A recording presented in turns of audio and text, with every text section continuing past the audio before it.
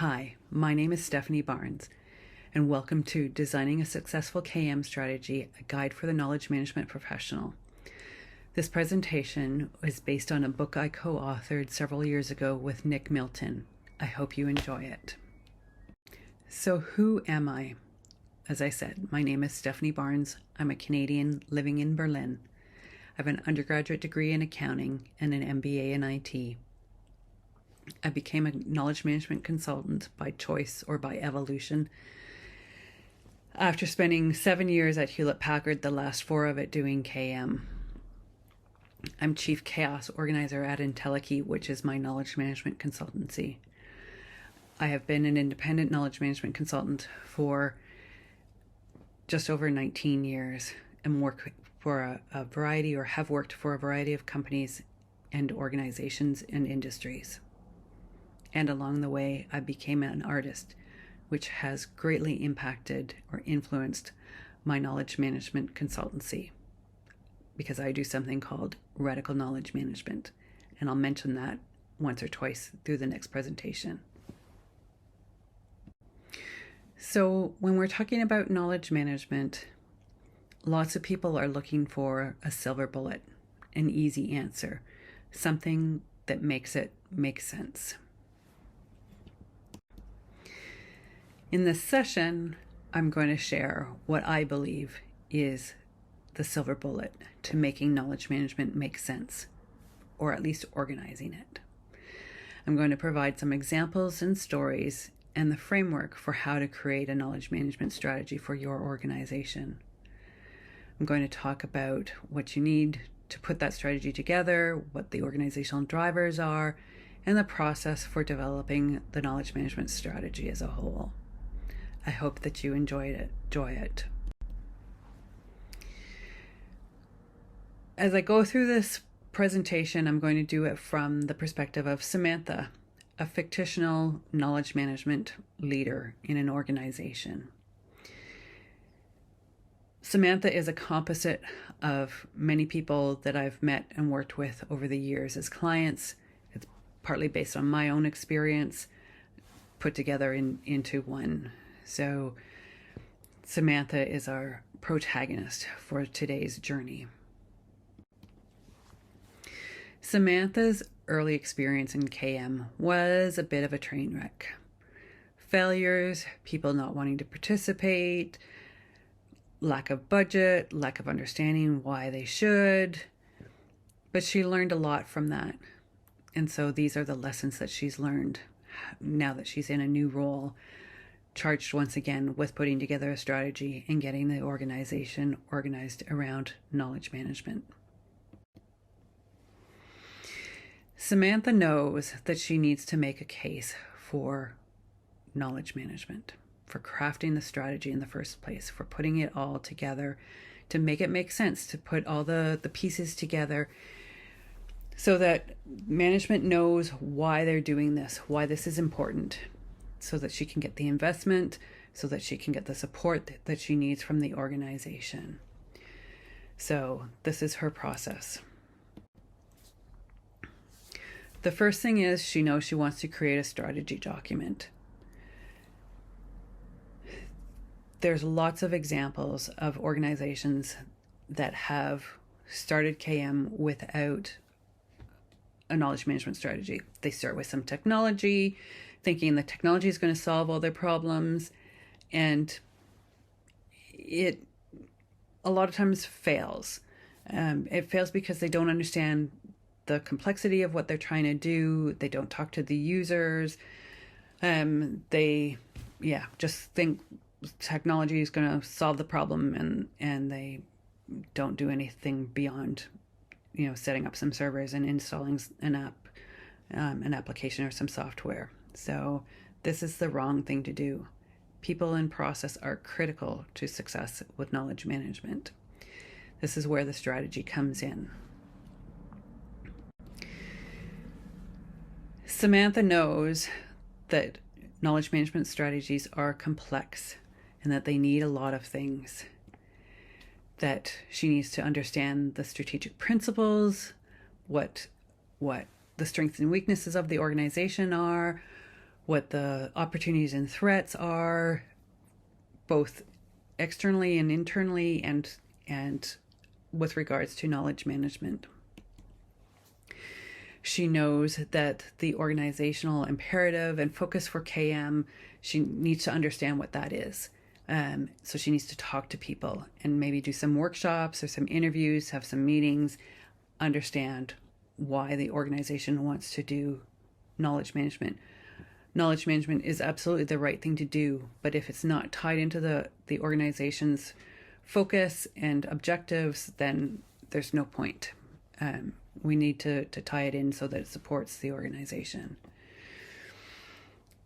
She knows that a vision really helps sell knowledge management, helps sell lots of things, but having that vision, that ideal of what the organization is going to look like when they get knowledge management fully implemented, really helps to sell the organization on it and keep them going when times get tough, when they meet challenges and roadblocks, which they will. They're big, complex problems and programs. They won't be without their share of problems and challenges. So having that vision really helps keep people focused on what the end result is and what the objectives are. She also knows that she needs to understand what the critical knowledge areas are. You can't save all of the knowledge. It's impossible. So she needs to figure out, working with the organization, what's important, what's critical, and what's worth saving and documenting and sharing, what their focus is. She knows that she needs to know who the stakeholders are, and she needs to involve them. Knowledge management is a big, complex, cross-organizational activity. So there are stakeholders from across the organization. They all need to be involved in the process of the KM strategy and decision-making and support and governance. She knows she needs a KM framework. This is a kind of a graphic or an image that depicts the KM program within the organization. It shows all the bits and pieces and the boxes, and I will show that an example in the future slide, so you see what I mean. But it's an image that depicts KM's bits and pieces in the organization, and is really helpful for helping people understand what they're doing and the complexity of what they're doing and how everything fits together. She knows that she needs to address information management. That's a critical part of knowledge management. Information is that documented knowledge, that stuff that's written down, and as it needs to be organized and shared and managed and maintained and eventually deleted or archived. And so she knows that's a critical part of the strategy going forward.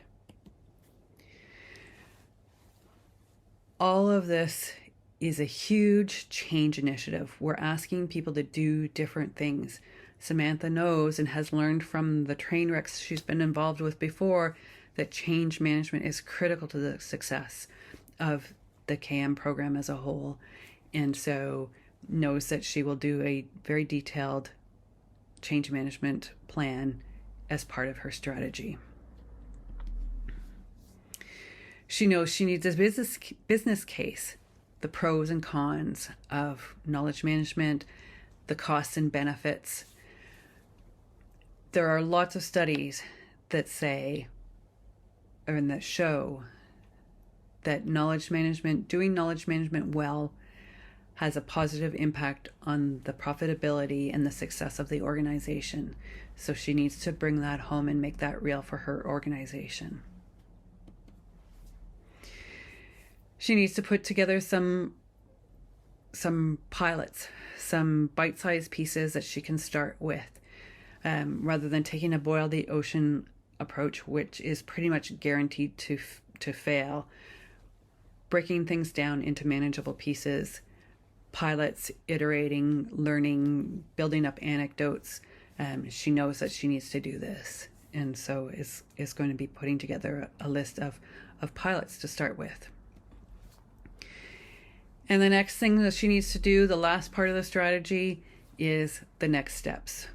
So, and that's really the plan for, okay, we've got the strategy done, what do we do next? And takes into, starts the implementation process. So one of the first things Samantha needs to understand and find out by talking to people and having interviews and workshops and meetings is understanding the organizational learning imperatives and drivers. What are they? What's important to the organization? Is growth and change critical? Is innovation, operational excellence, customer knowledge? Sometimes it's a mix of one or two of these things, although oftentimes it's one more than the others. And so it's important to understand which one it is and be able to help her refine the strategy based on what that is, because they will require different processes and activities to be successful depending on what the imperative is. So she needs to make sure she figures that out.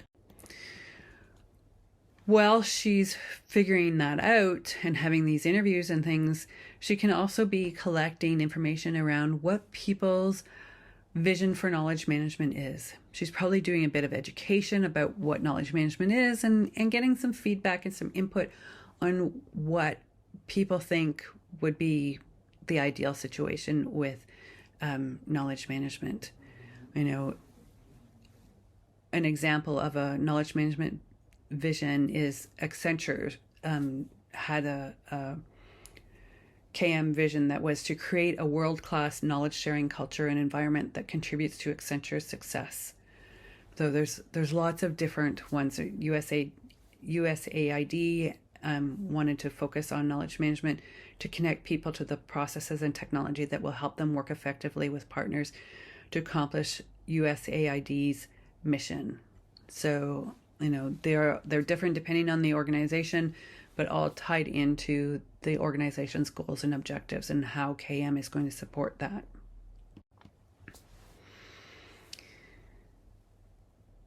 So in creating the vision, that's going to help her define the scope. It's going to help give her some boundaries and start establishing the framework for knowledge management within the organization. Lord Brown from British Petroleum is famous for saying, every time we do something again, we should do it better than the last time. So that was their vision. It's important for you as you figure out your KM strategy. What is your vision for KM?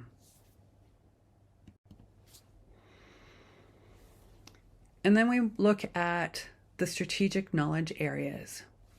What is important for the organization? What knowledge is important for the organization? Is it around organizational activities? Is it the strategy? Is it critical knowledge? What are the strategic knowledge areas? Is it customer related information? Operational? It depends what it is. So, but she needs to identify what knowledge is strategic within the organization. Again, that influences her scope for the KM strategy. Through these workshops, Samantha understands and maps out the current state of KM in her organization. Lots of organizations, when they get to the point where they're actually looking at a strategy or putting together a strategy because they've got a whole bunch of tiny silos and pockets of parts of the organization that are doing some kind of KM work. And so the strategy is a way of tying it all together. So this is the current state, understanding who's doing what, where, who needs help, what collaboration needs to happen, what would help tie everything together. So Samantha needs to figure that out and understand what knowledge isn't being managed already. And why isn't it being managed? If it's critical to the organization, why aren't we taking better care of it? What's the most important thing that we can do to unblock the flow of knowledge? Are people do they not trust each other? Is there some kind of animosity? Is there problems because of working hybrid now? What are the challenges, and how can the KM team work to influence them and change them? And so this is where some of my radical knowledge management work comes in, because sometimes organizations are focused on innovation, and they're really not enabling people to be creative and innovative. And so this is where some of the arts-based intervention stuff that I work on with Radical KM comes into the picture. Something just to keep in mind. So this is the KM framework that I mentioned earlier. This is the example that we put in the book. It's just an image, a graphic to describe all the bits and pieces of a knowledge management strategy. Your framework might take a different shape, a different form than this, but it's really a one-page shortcut to explain all the bits and pieces of KM and how they fit together. So there's the people, process, and technology. There's the supporting activities. There's the behaviors that we're trying to drive around sharing and using knowledge. Maybe that's the vision, and all the bits and pieces. And we see the sort of the cross functionality of it and the supporting activities. So yeah, this is all of the things that we need to put into consider in putting together the framework. And it's important to have a framework because the framework helps people see what KM is in a page. A picture's worth 1,000 words, and so the framework image is worth 1,000 words, and helps really people understand how everything fits together, which is important because KM is a big, complex, complicated system. So we need to make sure that people understand that.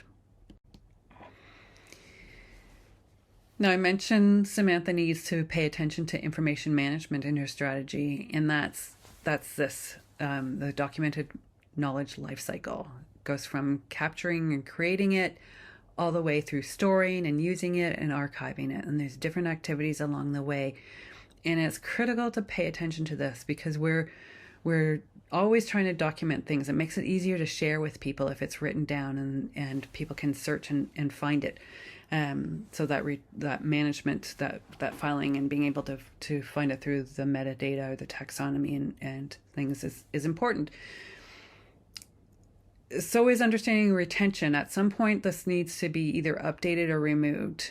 And so we need to do things to make sure that it's taken care of, that it's removed, it's either updated or removed so that it's not causing confusion within the organization. A lot of organizations in the past that I've worked with have kept every document that was ever created, and it creates all this noise and confusion. So it's really important to focus in on what's important and get rid of the stuff that's old and outdated so that people know they can rely on what they get from the system, the technologies, that it's reliable and up to date and current and that's being properly managed. So paying attention to this documented knowledge lifecycle is important. Now, for lots of organizations, technology is a key cornerstone of the KM strategy, and it definitely is important. People and process are critical. People in particular will make or break your KM program, but the technology is a key enabler to people being able to share and collaborate and manage knowledge. So it's important to pick the right technology so that it supports the organization in what they want to do. And so this fits into the strategy creation process, that collection and analyzing of the information, the current state within the organization, and making sense out of it, and then looking at what the technology is that's available that would support what we've found in the current state compared to what people want in the future state, and what technology will enable them to get there. And once we've selected that technology, then we're looking at designing, developing, testing it, implementing it, using it, and evolving it. All of these things change and evolve over time, and it's important to keep that evolution current. People change, organizations change, goals and objectives change. It's important that KM continues supporting that and maintaining everything the way that it needs to be maintained. Change management runs throughout each of those steps because it's important to bring people along the journey with you as you progress. This process can take several months, could take a year or year and a half even, depending on what you're doing, and how big the organization is and how you've broken everything down. So it's important to bring people along on that journey and keep them informed. And so change management is a critical part of that. And so this is why it's in every step along the way. It's important to identify key stakeholders.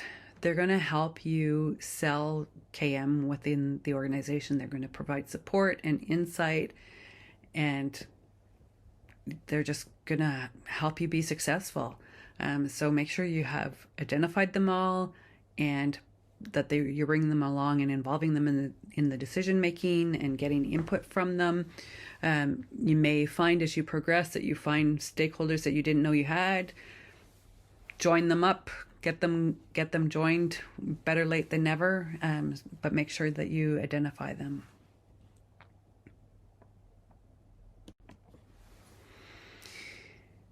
So we've talked all about strategy and the different parts, and I've mentioned this actually just a minute ago, but the really key, the silver bullet to the silver bullet is the next slide. People and change management. People will make or break your knowledge management initiative. I have seen this time and again. I saw it at HP. I've seen it at lots of my customers. They don't bring the people along. They don't involve the people in the process of creating the strategy, picking the technology and implementing it. And people don't come along. They don't use the systems. They don't participate in communities of practice. They don't do lessons learned. So you need to really pay attention to that and bring them along, involve them in it. The example that I had at HP, one of the sister business units implemented the same technology that we did in the business unit that I was in, but they took a completely different approach, and their employees hated it. Couldn't find anything. Everything was locked down. They would come to me and ask me if they could use our system, because it was so much more easy to use and get access to and find stuff in. And so but it was because the business unit that I was in, we took a different approach, and said everybody can see everything unless you tell me otherwise. And there was stuff that was confidential and we had to lock down, certainly, but the other business unit had said, no, everything's locked down. You have to prove that you need access to it, which is not a very knowledge sharing activity or approach at all, and caused tremendous problems in that business unit. So we need to create a guiding coalition. That's part of the change management. We need to, have a compelling vision for change and a communication plan, how, when, where we're going to communicate, who is going to communicate.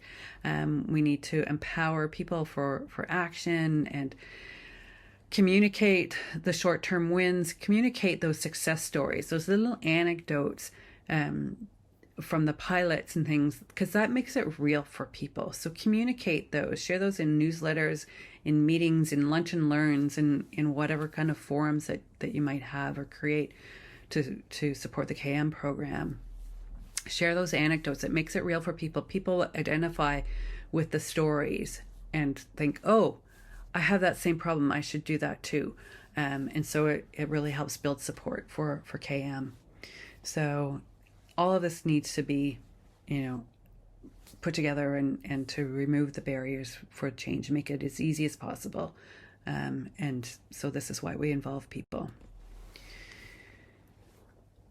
After we've got the change management stuff sorted out, got a plan in place, we need to look at the pilot or pilots, figuring out what are valuable, what might have a big market support, different things. So we need to determine what the pilots are. We want to maybe start with something small and easy to get some momentum going and move on to things that are more complex later on.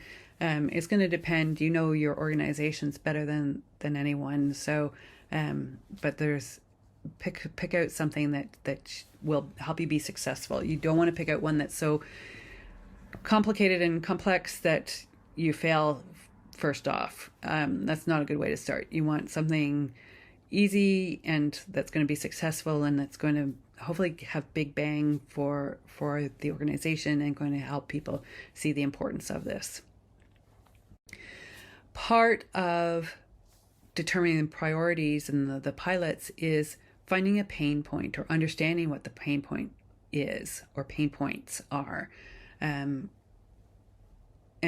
helping that determine the pilots and the priorities within the organization for the KM initiative. So you're going to have too many projects after you do all these interviews and workshops. You're going to have lots and lots of ideas. So pick out what the pain points are. What would be really valuable to the organization to address, and go from there. Start from there. As I mentioned, you're probably going to have lots and lots of projects and initiatives, ideas for KM activities. I know when I do strategies for organizations, we often have 30 or 40 projects that we plan out over a 3 or 5 year time frame, and we work through them. We organize them depending on what's easy, what's a priority within the organization, all of these factors that I just mentioned. And then we start to map out a roadmap and move forward. But rank the projects depending on organization support, the measurability, scalability, feasibility, all of these factors, and you may have more within the organization. What's important to you, and rank and organize the projects that way.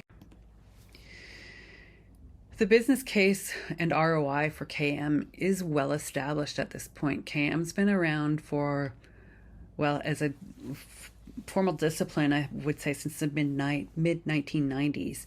And so there are studies certainly that show that organizations that do better at knowledge management also do better on the stock market, have better productivity, have better return on investment. And so it's important to understand those numbers, understand the proof that's already been out there, and take that and adopt it to your organization and figure out what the business case is for your organization. What are the pros and cons and the costs and the benefits, and look at that. The ROI for knowledge management initiatives is often quite high. And so when the estimates get presented, a lot of times managers don't believe them because it's just phenomenally high, because knowledge is exponential. Knowledge, unlike fixed assets or tangible assets that depreciate over time, knowledge expands and multiplies. So if I tell someone something, now two of us know it. Two of us can use that knowledge to do our work, not just one of us. And so this is how it multiplies and is exponential. So these are really how you get the really high ROI numbers that management often dismisses because they're so high. But that's the truth, and that's the power of knowledge.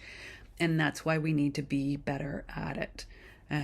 So sit down and figure out those metrics. There are metrics, there are measures, and they are important.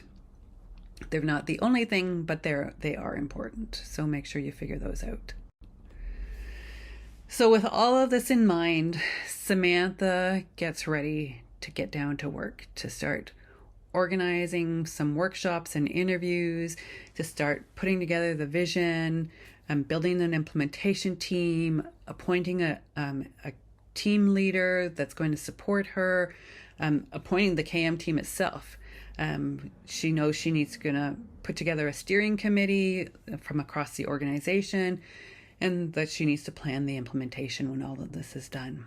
So she's ready for KM in her new organization. Some final words.